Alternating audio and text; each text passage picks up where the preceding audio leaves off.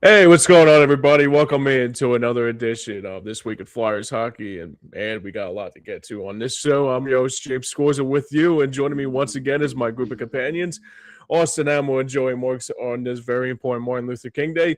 Gentlemen, how are we doing, especially that the week that was in the Philly sports scene?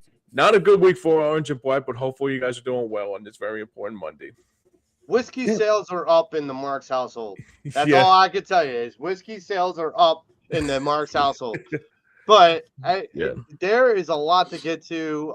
James, I feel like we're back in last season yeah. with Groundhog Day two again. goaltenders that don't really belong in the starting pipes. So Yeah, that's where we are. yeah, this is where we are, absolutely. And I probably need some Jack Daniels with something else in it to keep me sane throughout all this. But basically it's gonna be a State of the Union show here today for the Philadelphia Flyers. Obviously, not looking good right now, like Joey mentioned, with the two goaltender situation, and obviously the injury bug continuing to linger. So I'll ask you guys the first important question here. Is there any way the Flyers can just come back out of this? I mean, is there any positivity to come out of this? Because I mean, I'm trying to look for this positivity, but every time I try to look for a positivity, the thing that makes it even worse is that it gets worse there every game. Joey, I'll ask you the first question here. What the hell can we do next with this Flyers team at this point? Hope and pray Dan Villard can come back quickly. Right? Because right now he seems we talked about this a couple shows ago. We asked the question, who was the biggest acquisition or has been the game changer on this team since the offseason, from the offseason? And it's been Dan. Some of us said Dan Villard, some of us said Zegras. But it's Dan Villard. I mean, like, Yeah. here's my feeling on this. When you take him out of the equation like he is right now, you are left with two goaltenders that Sam Harrison has had moments of shining through, but Everybody does. if you have a good team, he makes it difficult on himself, and then forget it, Kozlov. Um, Yeah, that it, was an it excellent way to happen. I mean, I've said this to you last season, James. Yep. He's not an NHL goaltender. Nope. Him or Fedotov, they can get lucky, but the problem is they are not NHL starting goaltenders, Right. and so we learned that the hard way last season, and now we are learning it again this season. And we're on this losing skid. And we said it earlier again in the season. We were like, at least this team doesn't go on 10 game losing streaks. Well, we got to Scratch hope that that. that we, we, we got to hope that that does not happen. And Yeah. that, we have 9 more games until the Olympic break. We need to do as much damage uh, to help ourselves sustain a playoff spot going forward. And that starts with the goaltenders. Yeah, absolutely. Austin, I'll ask you the same question here. What can the Flyers do next to try to nurse this hangover at this point? yeah. It like Joe said, it's going to be a lot of hoping and praying. You really hope that Vladar can come back soon. I'm hearing word that Bobby Brink may be back this week at some point, Okay. coming back from his injury. I did hear before the game against New York, Ristolainen was scratched with an upper body injury. He's probably going to be out for at least a week. So it's just right now, it's hoping that your guys that are injured come back and are good to go. And Vladar, especially, like Joe said, we talked about a couple weeks ago what the big storyline was for Philadelphia this year, and we all agreed that it was the signing of Dan Vladar and seeing him flourish into a number one goaltender. Sure. You really can't get a lot going without him in net, and it's becoming more and more apparent. We're on the back heel right now on a 6-game losing skid. Mm, And all of those games could have easily been a lot closer or even a potential win if Vladar's in net. Mm. Like, it's just, you can tell that there is a gross, stark difference between how this team plays with Vladar in net and without. And it's becoming absolutely. more and more obvious. Has any injury news come out about Abel? Apples? About Obels, I don't think so. I haven't heard anything, but let me actually Because I double know check he left the the Rangers game with that knee or ankle issue. Mm. He got caught, his skate got caught up on the ice, and I wasn't sure if he was out or if because we talked about it with Ristolainen. He's been Bobby Brink. Yeah, Rusto can't stay healthy. That's the thing. It's I love Rusto, but it's actually like starting to become like every time when he's healthy, like you have to be on the edge of your seat if he's going to stick around for another few games Right. before he gets hurt again. And I mean, some of the injuries that have happened, it's kind of tested our depth. Yeah. And for the most part, we've been okay. But I'm not trying to test it, too deep. I'm not trying to go 10 deep into the AHL and hope and pray that we still get guys to come up like Grunderson and Barkey. We can't get them all the time. Yeah, it's being reported that Rodrigo Abels has been replaced on the Latvian Olympic team, which suggests that he's not expected to be healthy before Olympic time comes around. So it's looking to be a bit of a long-term injury for him. Damn, this injury bug continues to linger on this team. Ristolainen was placed on injured reserve on Saturday. So that's going to be another extended stay there for him, more than likely. Vladar was, there's no actual update per se, but he's listed on injured reserve as of today, the 19th. Same thing with Abels. Risto was put on there on the 17th. So it's we're losing some key heart pieces right now. Getting Bobby Brink back is going to be huge this week if he does come back this week. They're saying that Vladar is going to travel with the team, see how his therapy continues, and there's a strong possibility that if he is good to play, Tocchet will let him go. But if he's not feeling up to being able to play, then he's not going to make the travel. Sure. So it's going to be a wait and see kind of thing. And like I said, you're going to be probably crossing your fingers so hard they might snap in half at this point. It's bit of a rough run for Flyers hockey right now, but you really hope they can turn it around before the break and then be able to regather afterwards and be able to make a push, because right now you're sitting 5th in the Metro. You're still looking at potentially being able to claim a playoff spot by the end of this season. You just have to get your pieces back, and you have to continue to play the style of hockey that you can play when you have the pieces there. Right. Yeah. So I'll say this about the last couple games or so. Obviously, I think obviously, I don't want to blame the injuries on so much the lack of the team has played, but I see these games, and I was watching the highlights. I didn't see the game on Saturday because I was basically taking a nap for a little bit. And 3 goals in a matter of 3 shots. It's unacceptable. I mean, that's the thing. It's just it's unacceptable to see 3 goals before you even blink. It's okay, it's 1-0, and the next thing you know, you're not even in your seats yet, and then it's 3-1. It's what the hell happened? Yeah. I mean, that's the craziest part about it with this team is that it's all 4 goals, it's all mixed up right now. What's that? 4 goals in 3 minutes and 23 seconds of game. Oh my god! Yeah, dude, that's and that's the thing too. I mean, I know you want to try to you want to try to get it. You're trying to do the best you can and try to nurse the injuries that you're in place, though. But like you said, Joe, Kolosov is not the goaltender. I mean, yeah, he's good in the minors, but he's bad in the pros. I mean, that's we were preaching about it last year, and the same thing that happened. Well, I mean, look, Ersin, that's going to be Ersin's going to be whatever he's going to be. But overall, I mean, the injury bug. I'm not blaming the injury bug on this partial game, but tonight with Vegas, I can easily see Vegas going to town on the Flyers tonight more than anything. Yeah.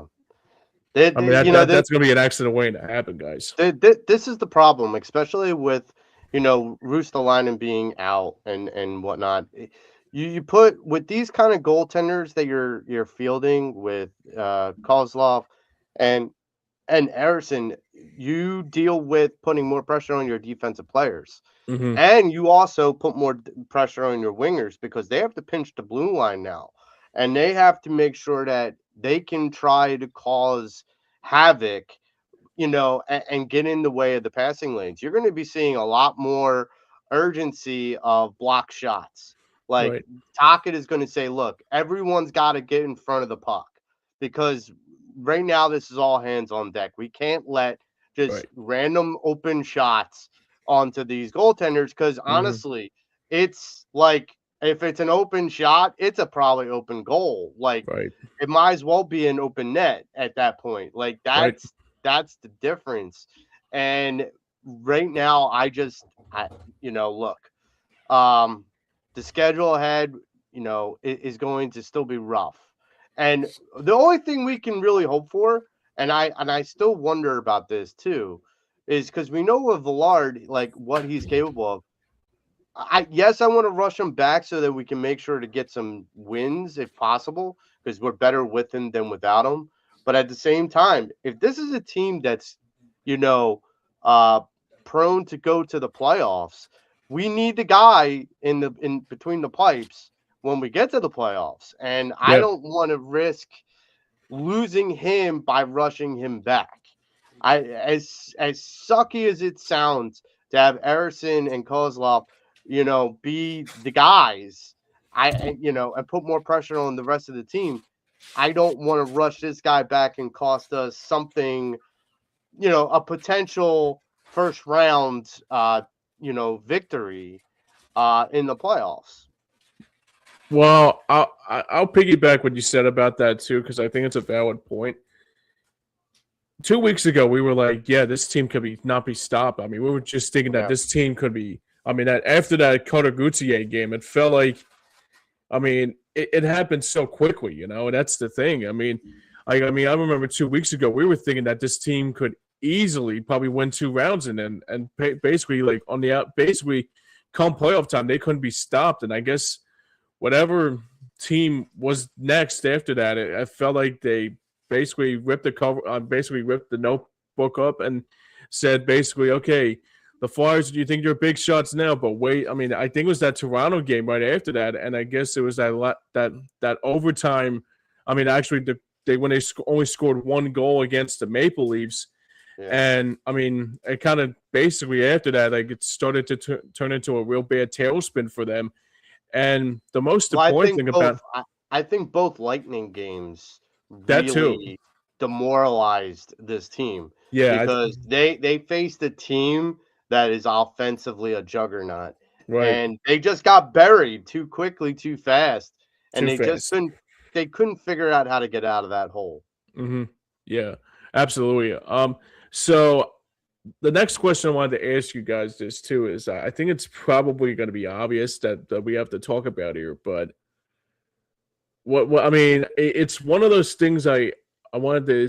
I mean, is there a possibility that if the players come back from this injury, like the injury bug, like the Bobby Brinks, like you mentioned, Austin, and probably the list goes on, and probably after that Olympic break, I mean, is there still a chance that the Flyers could make the postseason? I mean, obviously, I'm trying to put some questions together here, but the way it looks right now, it could like really snowball into a really bad losing streak, like it is now. It actually could get worse, probably, but at the end of the Olympic break. But what do you guys think about that?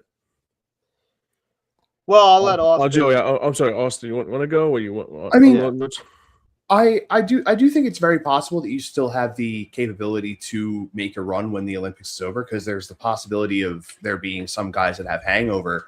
We don't have many guys that got Olympic nods that aren't, injured. I mean, we have Sanheim for the Canadian team. Maybe Travis Konechny. I'm not too sure about that. I don't remember seeing his name on the list for Team Canada. But aside from him, it was Vladar. Vladar is now injured. And Rodrigo Abels, and he's now injured. So it's very possible that this team is getting, as unfortunate as it is to not be able to represent your own country come Olympic time, I don't think we're going to have many guys on an Olympic hangover.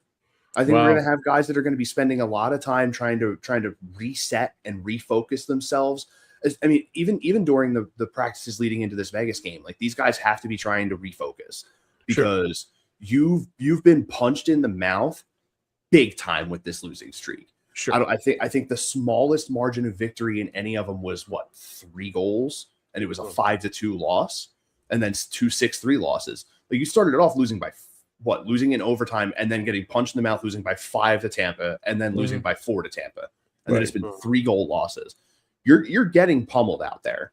You need to try and figure it out as quickly and as manageably as possible, and just put that work in. Because at this point right now, go back to the fundamentals. I've talked about this a few times before. On a losing streak like this, you need to go back to playing fundamental hockey. Don't try and do anything too cute. Just play the game that you've been playing this whole year, regardless of who's in between the pipes. You need to get yourself back into a level mindset, because if this snowballs any further, it's going to really wreck the rest of the season for you. For sure. Yeah. Joey, I'll ask you that same question. What do you think the standard for the Flyers will be at the end of the Olympic break?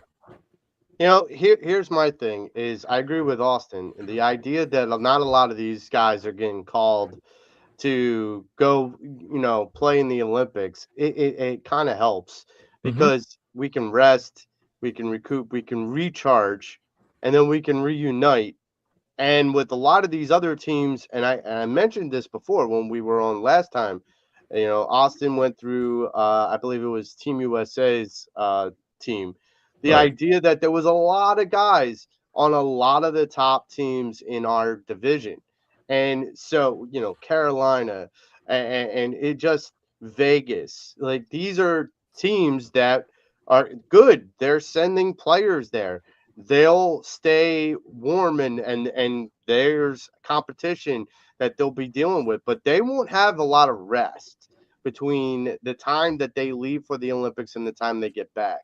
So, it's the rest versus rust, but for the Flyers right now with these kids, I think they need to take the Olympic break, and they need to kind of reset their selves offensively, because I honestly think this team, and we've said this before, they're one of the deepest teams in the league as far as scoring.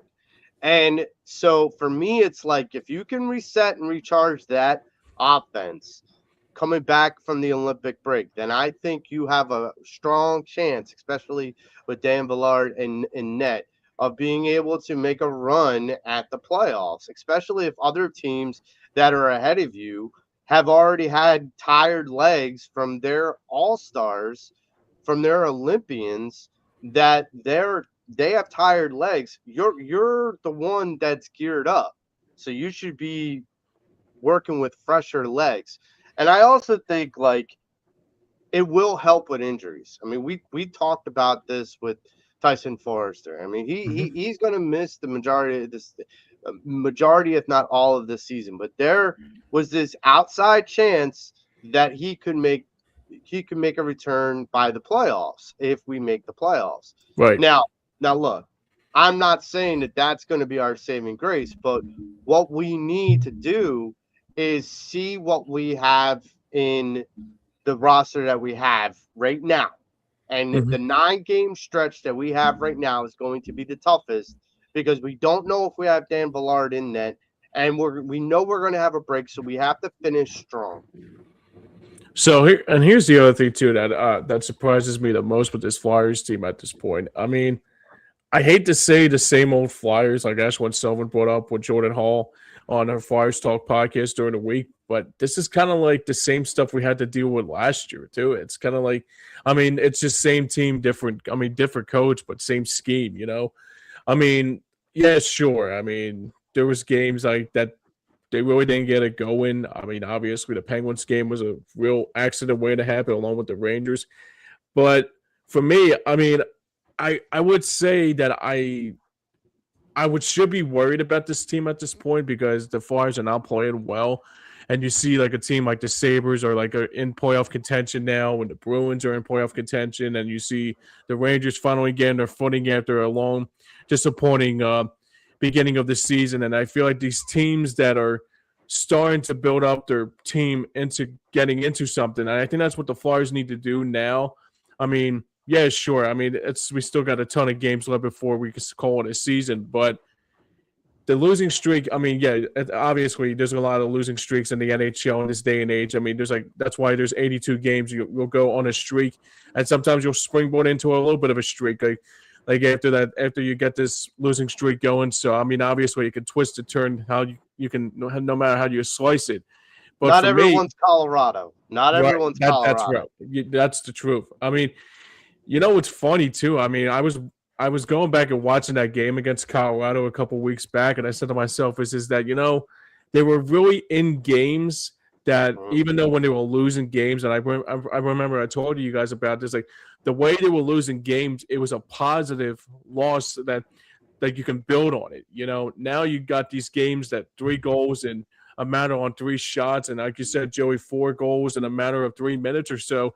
It's like that. I mean, the one thing I give Brian Boucher a ton of credit here, because I guess when Sullivan brought it up on the post game on Saturday, he says the one thing that the Flyers have to do is that they have to probably win games like 1-0 or 2-1 just to get back into that streak again of winning games. I mean, he doesn't win anything fancy or anything, but the thing that the Flyers have to do, and I do agree with Bouch on this, is that if you want to get back into the role of winning again, you have to win games like either 1-0 or 2-1 just to basically springboard back into a little bit and into a streak again. Because right now they definitely need answers. Well, and Bush also said this on Saturday, and I agree with this, is that this team, for both the power play and the penalty kill, were both mid-tier earlier in the year. Now both are falling off. Sure. Like, it's about sustainability. And look, there are teams in this league that have that superstar. They have that franchise Connor McDavid kind of guy. We don't have that guy yet.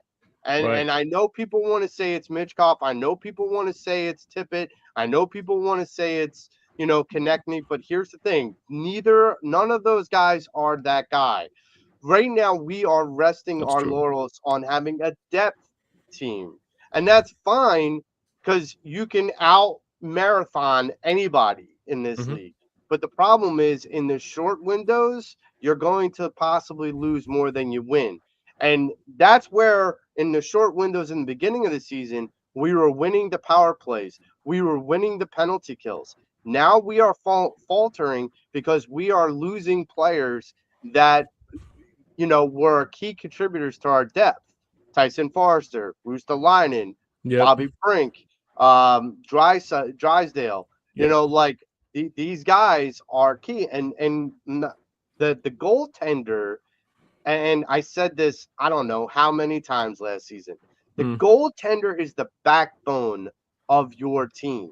Right. If you do not have a good one in net, trust me, as a guy who used to play, if you don't have a good goaltender in net, man, it just puts so much more pressure on you, not just to play defense, but because you have to make every scoring opportunity perfect.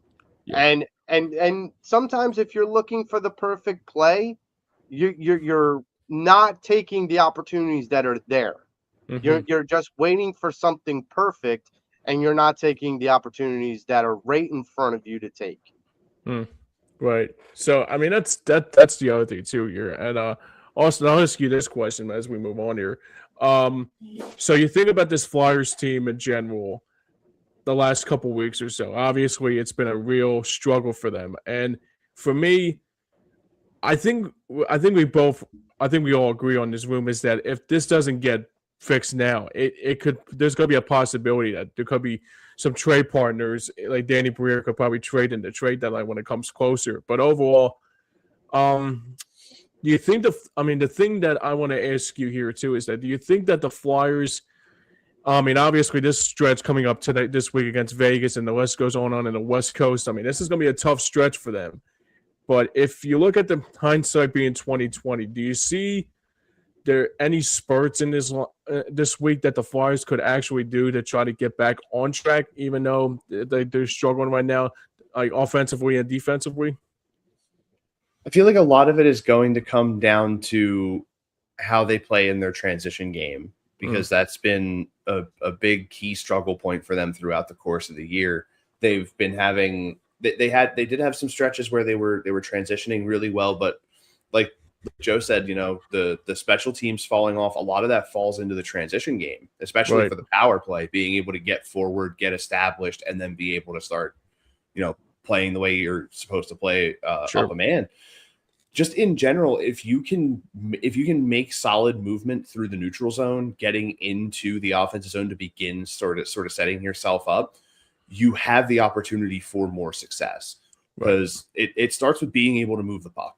As long as you're able to move the puck, you're going to be able to get yourself into the zone. You're going to be able to start setting yourself up. You're going to be able to move the puck while you're already establishing possession in the zone, and it'll lead to good looks.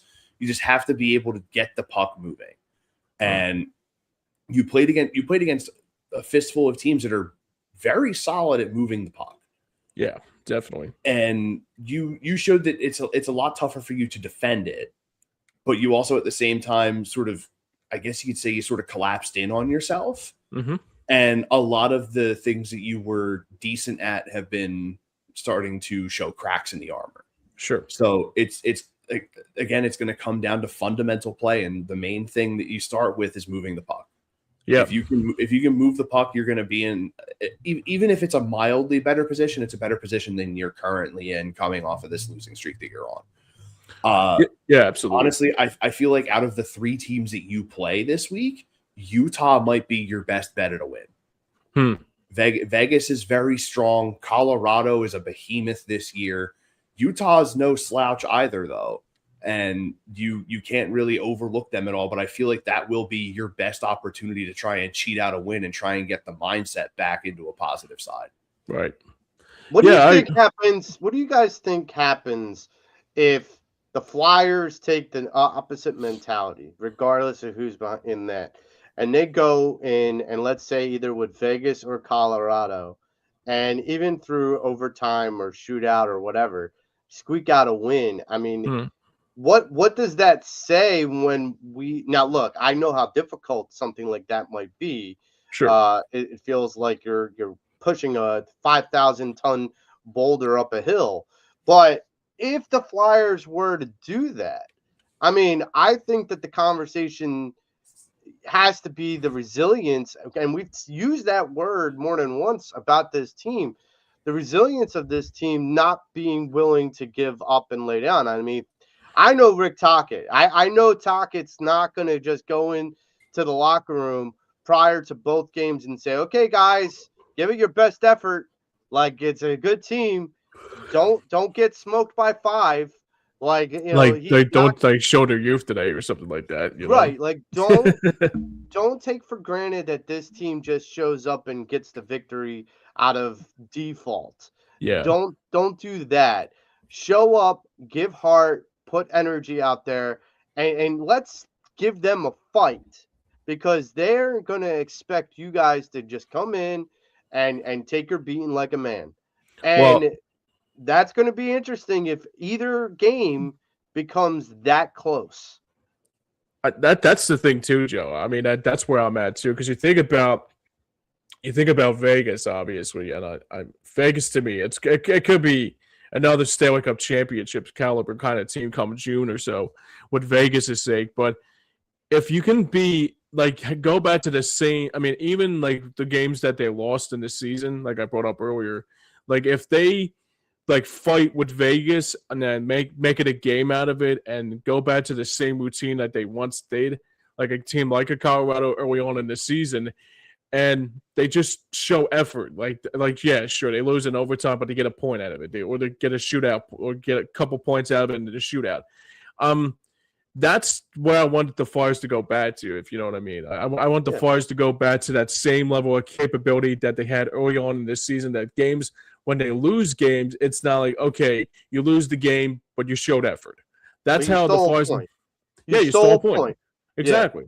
Yeah, and that's the thing. I mean, that's what I want the Flyers need to do here tonight against Vegas. I guess on Tuesday or Wednesday when they take on Utah, and then Colorado. I mean, sure, Colorado's Stanley Cup caliber team. Those two could be in the conference final when it's all said and done.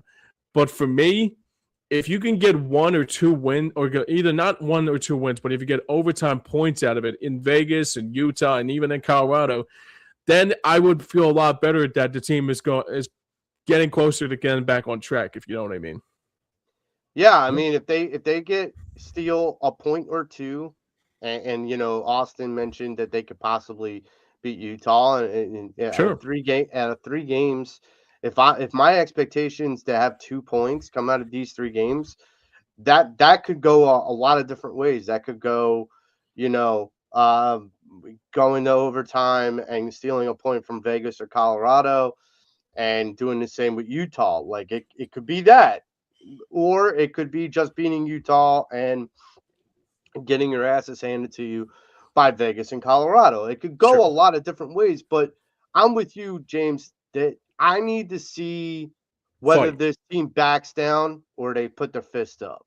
Right. Yeah. Now, on the opposite hand, I would like to ask you guys a question. Sure. What do you think the state of the team becomes if we come out of this now looking down the barrel of a 9-game losing streak going into the Islanders at home on the 26th? What do you think that'll look like if that is what is to happen? If this team just sort of continues to fall apart? Yeah, Austin, that's a great question because if you think about it too, what the Flyers have done, obviously, the last handful of games, I mean, I would hope they go hopefully 1-1-1, if that's the right terminology. Like they win 1 in Utah, they lose 1 in Vegas, and then they get an overtime point out of it in Colorado. So that's how I kind of look at it right now at this point, because you think about it, I mean, they got to find a way to basically get back to what they were as a Flyers team early on in this season. That's the most important thing. I mean, what the Flyers have to do tonight, I mean, sure, if you get shelled by Vegas, come out tomorrow or Wednesday against Utah and come out and make a statement and say, okay, this streak has to end, and now we gotta basically, dare I say, Peter Laviolette's quote, play with some jam. We gotta find a way to fix this. But for me, yeah, go ahead, Joe. I mean, here's my thing. If we drop 3 more and we go into 9 and we go into the Islanders having lost 9, this is where the leadership, the guys that are the vets, the Sanheims, the Couturiers, the Konechnys, the people like that, they need to rally these kids, because it's easy to look down the barrel and be like, maybe we're not as good as we thought we were. And it's easy to feel that. It's easy to get that feeling and let it hang with you, especially. And this is why I say it's very important for us to just try to get as much out of the next 9 games as possible. Because the last thing you want to do is go into an Olympic break where you're sitting and you're just pondering whether or not you're as good as you think you are. Right. You want to go in saying, well, look, we gave Vegas a fight. We gave Colorado a fight.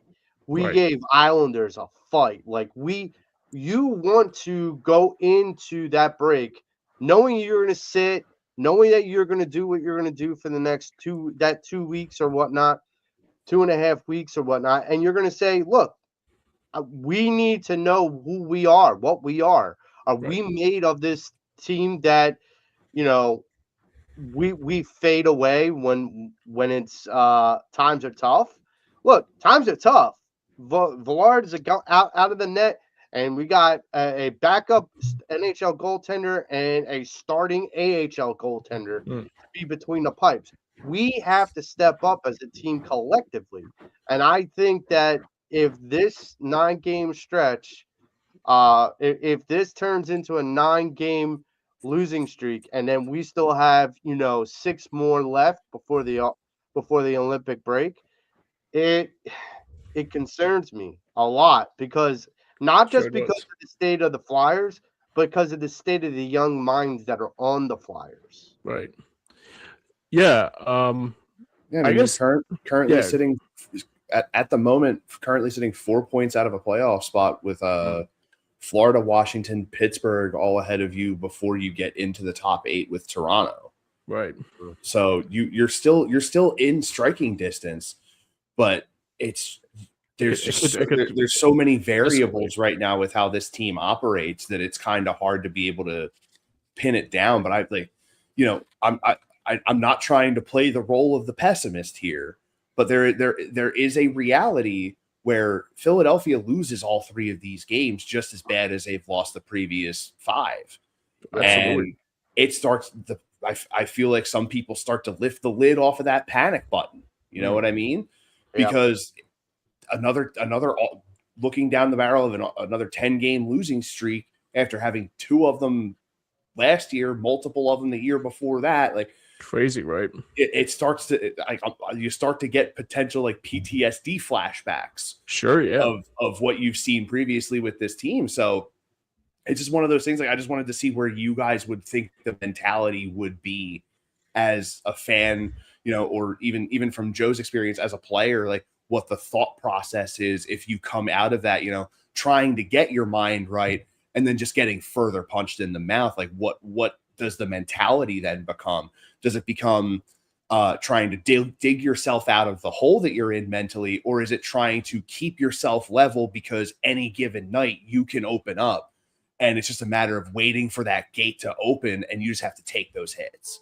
Right. Well, look, as a guy who played hockey, I played with a much lesser schedule than 82 games. I think our season was only like 30, 32, something like that. It wasn't that long, right? Sure. So one of the things that I remember is the team that I was on, we went through like a 4 or 5 game losing streak, and I remember the captain coming in, and he was visibly upset. And these are kids. We're all kids. Like, Yeah. So the coach comes in, he sees the captain, he sees him throwing his helmet, he sees him throwing a tantrum, and the coach just grabs him by the scruff of the back of his jersey and says, "I understand you're upset. We're all upset. But the only thing we can do right now is focus on what's coming next." Right. And so you could sit here and be pissed off and be ticked off about this game. But next game, you better take all this anger, all this energy that you have throwing that helmet across the room, throwing your pads off. You better take all that energy and you better put it into next game, because if you Right. don't, call you on all this energy you're just wasting in this Right. locker room. And like, honestly, like, we went out and I think we beat the other team like 5-2 the next game. Hmm. And look, it had a lot to do with how you fire up the troops. It's about the mentality switch. I know people say it's like you flip a switch and you go. And no, it's not always that simple, but sometimes it's the matchup. And if you're able to flip that switch against the specific matchup, Mm-hmm. it works. Yeah. It definitely works. But you could go against the Vegas and think we're going to flip a switch, and that switch just gets stifled out. Like, It just burns out again. yeah, it just burns out. Like, you could get up on them by 2, and all of a sudden, you find yourself down by 2, and Yeah. you're like, how the hell did that happen? Right. And you're like, we can't beat this team. And that starts to, believe me, that is a genuine thing as an athlete. You Sure. start to believe that the things that you do, no matter how much and how well you do it, isn't It's good not enough enough. to beat Yeah. the other. Right. Exactly. Yeah. That's the big thing, is the mentality. Yeah. If you can transfer that negative energy that you're feeling and be able to work it into positive result to help sort of shift that mindset back around, it can be big, especially like we're talking here, 9 games away from an Olympic break. Right. If you can come out, and especially against a team like the Vegas Golden Knights, man, what are they sitting like? I think they're sitting 4th in the Western Conference right now at 60 points. Like, if you come out and you punch these guys in the mouth, man, the confidence is going to go through the roof. For sure. Because that lets you know it's not that we were not good enough. It's that we just didn't play the way we were supposed to. Right. Now Sometimes this is where the grinders need to kind of. Yes. You would think that But the Doriers had to wake up, and the Hathaways. Yeah. Because you would think it's the scorers. The scorers are good. They're always going to be there. But when the grinders start to get into the opponent's face and start intimidating some of their stars, it starts to, like, because the grinders are the back end of the roster. So when they start to like show spine, show gusto, show balls, it's like all of a sudden the rest of the team's like, okay, all right, we got us, we got some toughness, we got some grit right now. Plus, if you with those tough guys, with those grinders, if you're able to have them provoke like one of the star players for the other team, and believe me, I know because I was in that position before. And look, all it takes is a face wash. All you have to do is just get in their face and just make it clear to them, I'm not going away. I'm not going to go away from bothering you. And that guy is eventually going to lose his shit and just drop the gloves. Right. And that's the difference, is that you get that guy in the box, all of a sudden this game changes. And that's why I brought up penalty kill. That's why I brought up power play. Right. They have to initialize their advantage by creating a disadvantage for the other team. You know, it's a valid point, though. I think the one thing that the Flyers have to do tonight, I think you're right, Joe. I think that's exactly what the Flyers need, is somebody like a Nick Delorier or Garnett Hathaway just to get underneath a player's skin, either it's Vegas or Utah or if it's Colorado, and just make a statement. That's the thing. I mean, they have to come into this game tonight like your season's on the line, basically. I think that's the most important thing. Yeah. And another guy that's been really good at getting under people's skin on this roster, Travis Konechny used to be a talker, man. That's right. He used, pardon my language, but he used to chat so much shit, dude. Like, he used to bother people. I haven't seen it a lot this year. Nah, I haven't seen it either, man. I feel like if I'm talking and I need some sort of a spark, I bring TK and Garnett Hathaway in, and I go, you point at TK, I go, start running your goddamn mouth. And then point to Hathaway, you start throwing your goddamn hands. The gas is built up. We need a spark to light this flame. You two are the guys that should do it.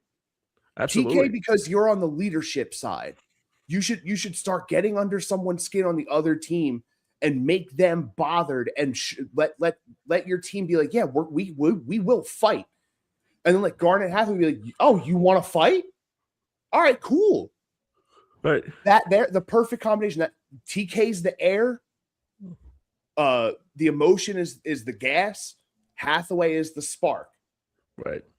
That is literally what you need right now to get this team back into a good mentality and into feeling themselves again. Yep. Now, when you have that spark, then you hand that spark, that flame, off to guys like Owen Tippett and Zegras and Mishkov and all. Yeah, you hand that flame to them and you go with it. Like, let's see how far we can light this baby up, because that is going to be the big difference. It's these guys, these teams are automatically going to think, okay, we outclass these guys by a lot. Okay, but any team that outclasses the other, there's always, in hockey, there's always a chess match. And that's the difference. You gotta take these games and you gotta stop playing checkers and just saying it's gonna be puck for puck, shot for shot. It's gotta be a chess match. It's gotta be like, we're gonna get in your head so much that you are going to make mental mistakes. And you are going to give us opportunities on the power play. You are going to give us opportunities where you are going to be at the clear disadvantage. And that's going to open up opportunities for this team to show what they got, especially with Zegras, especially with Bark, especially with, Tippett, especially with Mitchkov. These guys are all guys ready and chomping at the bit. Okay, give them the opportunity to take advantage of it. But you got to do it where it's not 5-on-5. This has to be, you have to tilt the ice your direction by taking someone off the ice from them. Well, we got a comment here. I don't know if it's a troll saying this, but he says, Mitchkov for Lafayette. Alexei Lafayette from the Rangers. So, the Rangers wouldn't do that. No, I don't think so. I mean, I could see like Vancouver. They've invested a lot in Alexis Lafreniere over there. I mean, granted, yeah, they just had to put that thing out before they absolutely dog walked us, talking about how they're retooling again. Yeah. But I'll say this right now. That team is crazy talented. Oh yeah. Well, they got a lot of talent. And they're going to be in a pickle, though. Mm-hmm. The Rangers are going to be in a pickle because Perrin has a no trade clause, and he's a free agent at the end of the season. He doesn't have to go anywhere, and they may not get any assets back for him.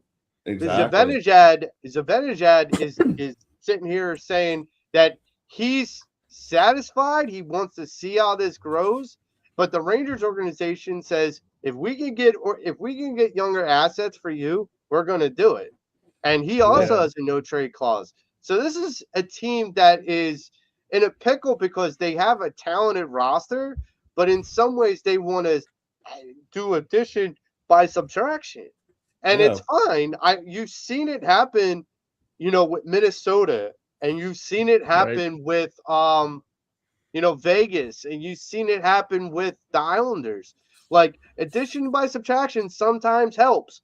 But like, I'll tell you this right now, that Rangers team, they better make the best of this situation this year, because they may not have even close to the type of team that next year. Right. And you want to talk about teams that are doing addition by subtraction.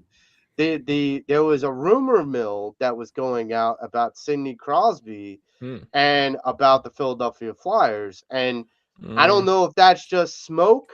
That's probably like AI shit they're gonna make. I don't think that's gonna happen. No. I heard this from a reputable source from what was it? Elliot Freeman? No, he does the Bleacher Report. Oh, he is a Ranger fan. Okay. A Bleacher Report podcast for the Pittsburgh Penguins, and he was talking about how they're shopping Sidney Crosby, and three of the top teams that were interested in Sidney Crosby were the Philadelphia Flyers, the Buffalo Sabres, and the Toronto Maple Leafs, something like that. And I'm like, well, please God, don't let him go to the Maple Leafs. Well, I hate to say it right now, that might be the best choice for him. Yeah. I mean, for Buffalo. Him, yes. No. Buffalo. I don't know about Buffalo though. That's the thing I can't understand with Buffalo. They've been like horrible for years, and I think Toronto will be the place to go because he's from Canada. Obviously, he'll probably want to stay closer to Canada. I mean, that's probably.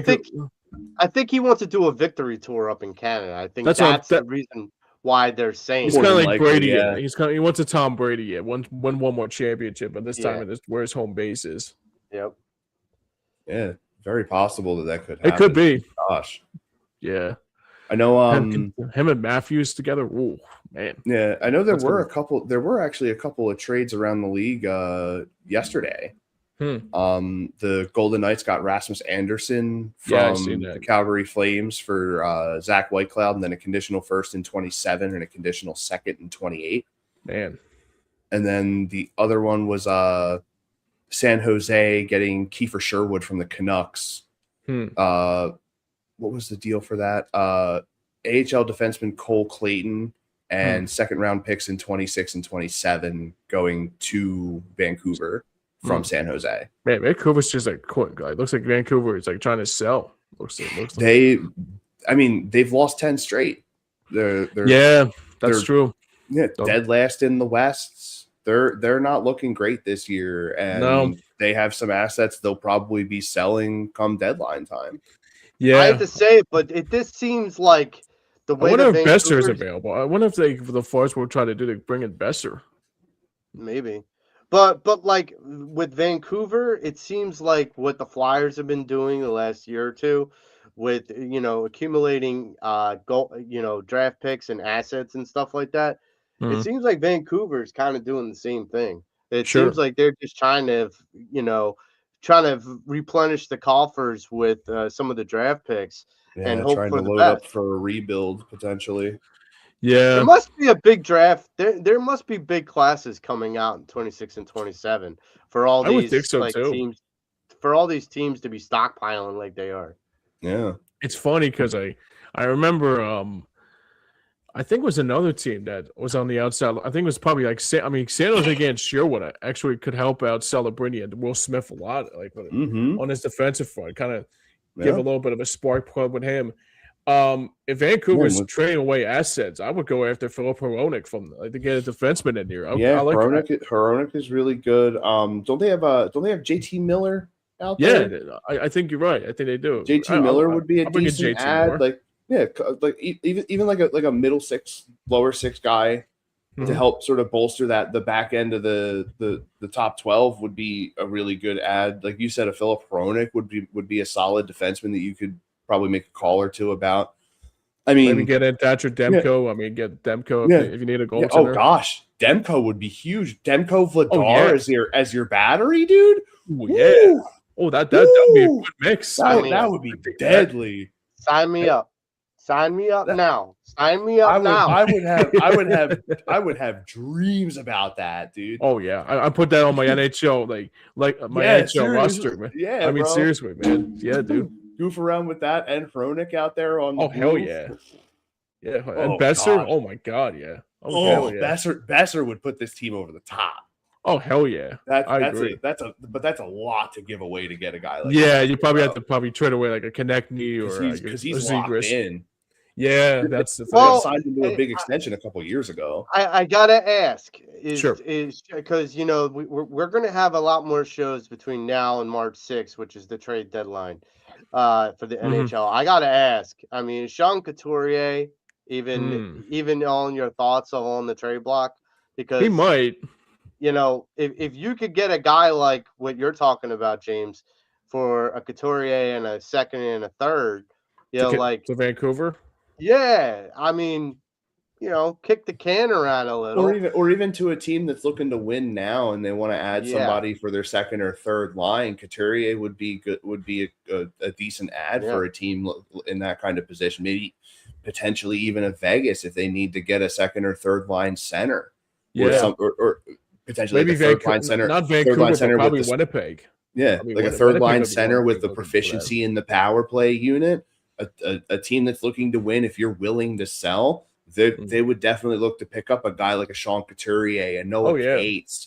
Even if you're willing to shop them, like maybe like a Jamie Drysdale would be somebody that like a team could use as like a really good offensive defenseman who can play the puck very well. That's a guy that you could potentially shop to get capital to go, chase after maybe a Brock Besser.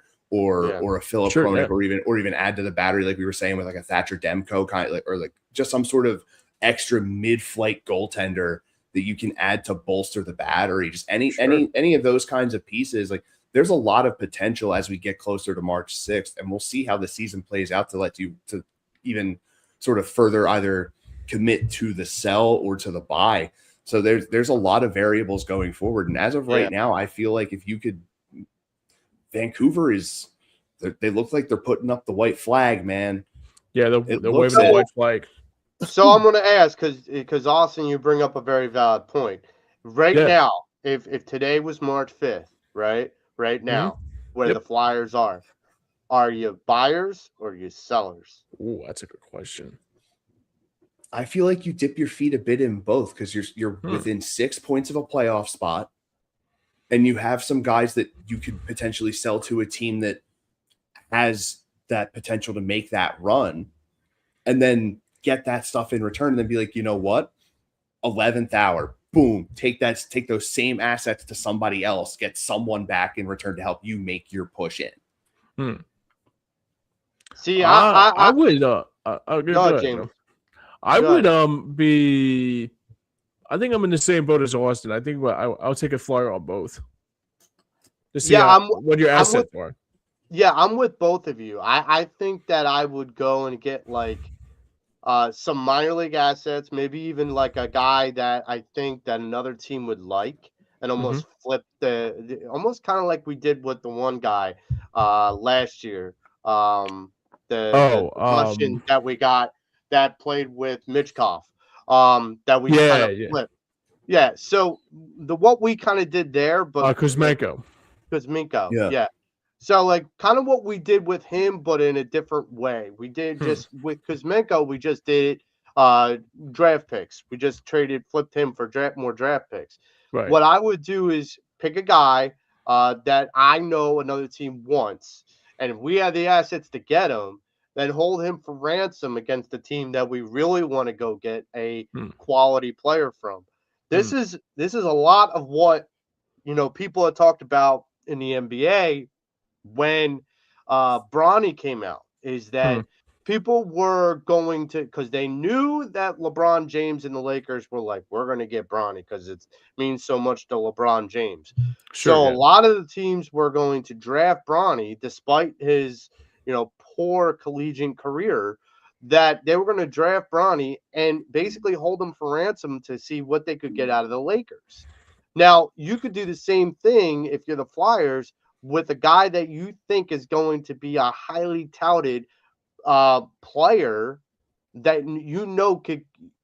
could go to a team or is desired by a team that may not have the assets, like someone like the Carolina Hurricane or the Florida Panthers or Winnipeg Jets. Some of these guys don't have as many assets as far as draft capital as we do. So if we're able to go, if maybe they're not able to go and get the guy that they want, but we are, okay, all of a sudden we have leverage on them. We say, okay, we have the guy you want. This is who we want. And you go get assets that can help us now. Interesting. Kind of like Minnesota did with Hughes. Yeah. I'll tell you what, I think Minnesota's going to be a really good team come playoff time, guys. Oh, yeah, and not only this year, but for the next couple of years. They've set themselves up.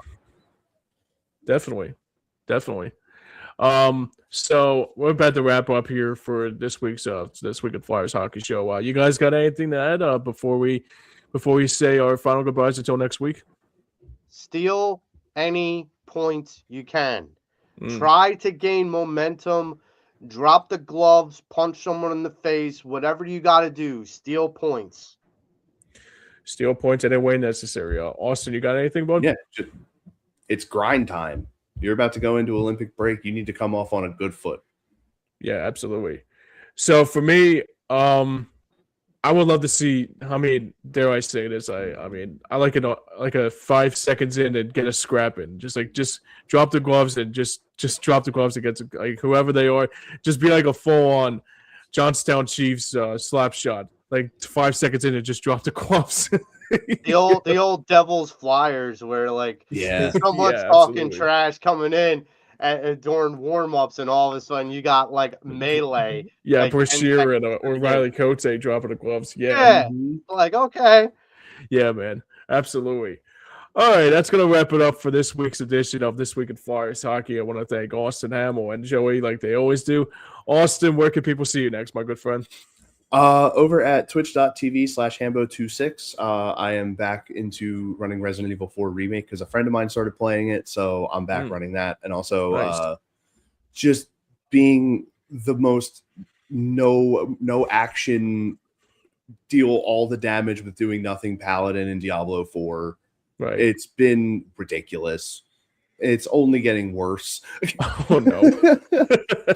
I walked through a whole area. I'm on almost. I think I'm 3 stages down from the hardest difficulty in the game. Right. And I'm walking around and not doing any, like not hitting a button to activate any of my actual skills. I'm just walking and then stopping, and just sheer aura damage is killing everything. Oh no! Just passive damage. Oh man, that sucks. Brutal. It is so brutal. It's insane. I love it. It's the exact same build that I ran in Diablo 2 back in the day. So most of the time, I don't have to do anything. Yeah. So I literally was tracking the Bills Broncos game while I was grinding levels in Diablo, and all I did was stand still for 35 minutes. Oh my god! And enemies just kept coming at me and dying. Wow. So I have Diablo 4 on my screen up here just in the background. I'm here on ESPN. I have a stream up. I'm tracking the stats and stuff, talking with a couple of friends, and I go, oh, crap, dude, Diablo. My health is still completely full. Like, oh, wow, that's not bad. I'm dealing damage and gaining the health back. Sure, I'm yeah. I'm just standing there. That's awesome.